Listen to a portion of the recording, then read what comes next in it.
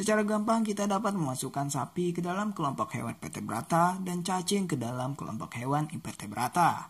Entah karena pengetahuan dari mana, kita mudah untuk menentukan mana hewan yang memiliki struktur tulang belakang dan mana hewan yang tidak memiliki struktur tulang belakang.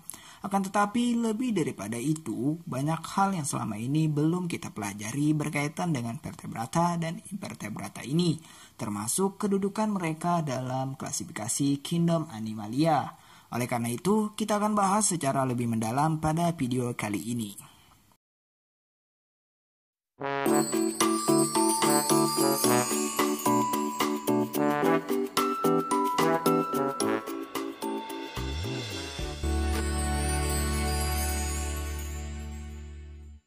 Vertebrata dan invertebrata. Secara sederhana, kedua istilah tersebut dapat dipahami sebagai hewan yang bertulang belakang dan hewan yang tidak bertulang belakang.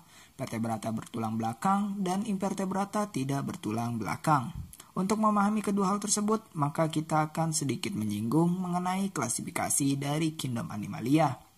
Di bawah pengklasifikasian kingdom Animalia, terdapat 9 filum yang membagi kerajaan hewan, yaitu diantaranya filum Porifera, Coelenterata, Mollusca, Arthropoda, Echinodermata, Annelida, Platyhelminthes, Nematelmintes, dan terakhir terdapat filum Chordata. Jika merujuk pada 9 filum tersebut, maka kita tidak akan menemukan istilah vertebrata dan invertebrata. Jadi apakah hubungan filum-filum tersebut dengan vertebrata dan invertebrata? Simak penjelasan berikut sampai tuntas. Untuk menemukan istilah dari vertebrata, maka kita akan bahas mengenai pembagian dari filum Chordata. Dari sini muncul pertanyaan, apakah Chordata termasuk vertebrata?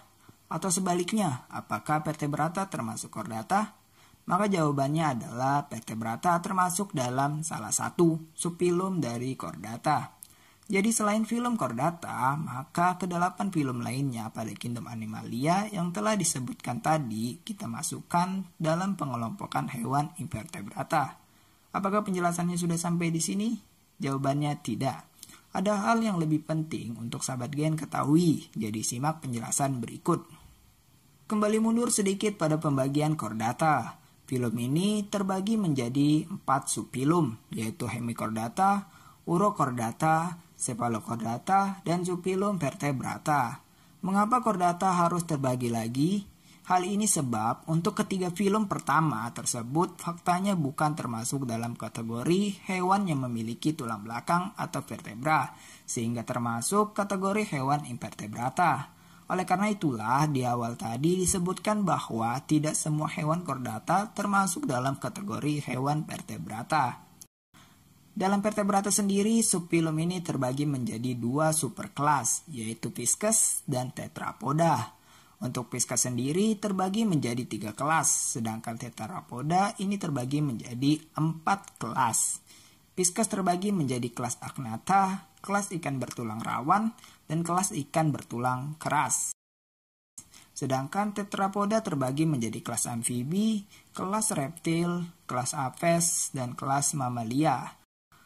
Hal inilah yang menjadikan alasan mengapa di setiap buku-buku biologi disebutkan bahwa kelompok hewan vertebrata terdiri dari Pisces, amfibi, reptil, aves, dan mamalia.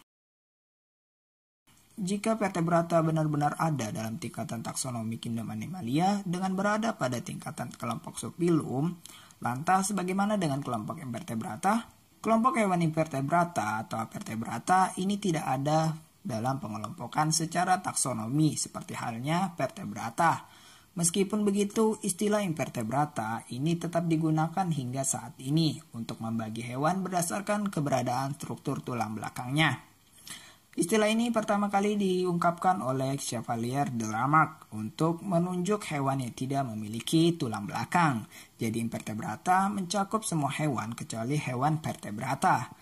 Oleh karena itu, kita mengetahui selama ini bahwa invertebrata terbagi menjadi filum berupa Porifera, Coelenterata, Mollusca, Arthropoda, Echinodermata, Annelida, Platyhelminthes, dan Nematelmintes. Jadi harapannya Sobat Gen sudah mengetahui pembagian dari vertebrata dan invertebrata ini, karena di pertemuan berikutnya kita akan mulai masuk pada penjelasan pembagian dari masing-masing film-film tersebut. Semoga video kali ini bermanfaat dan terima kasih karena telah menonton video ini. Besar harapan Gen Sukses untuk kalian mendukung channel ini untuk berkembang dengan cara like, share, dan subscribe. Sekali lagi terima kasih dan sampai jumpa di video selanjutnya.